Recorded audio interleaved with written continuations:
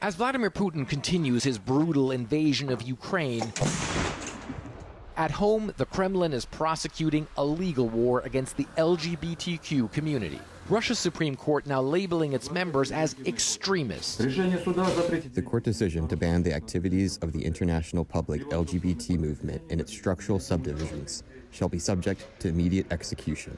That means this may be considered extremist behavior in the future. Safran is a drag artist, often performing at an underground club. What scares me is that a large layer of interesting ideas, interesting people, and interesting creativity will be lost. I fear for the safety of these people. If they continue to do what they are doing, they could be in danger.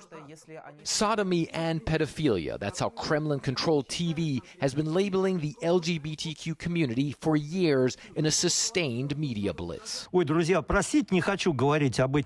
Sorry, I don't want to talk about these I won't even say this disgusting word out loud. I'm a terrible homophobe. If it were my choice, they would be shot for what they do to each other. Combating what he sees as non-traditional sexual behavior propagated by the U.S. and its European allies is part of Russian President Vladimir Putin's rationale for the war in Ukraine and one of his propaganda points in a confrontation with the West.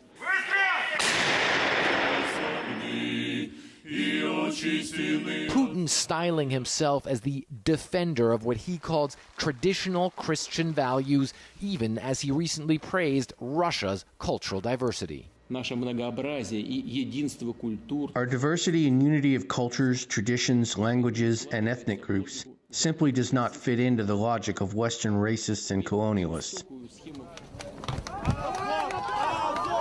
The LGBTQ community has long faced violence and arrests in Russia, but some LGBTQ activists believe now things could get much worse, as Vladimir Putin gears up for a presidential election next March.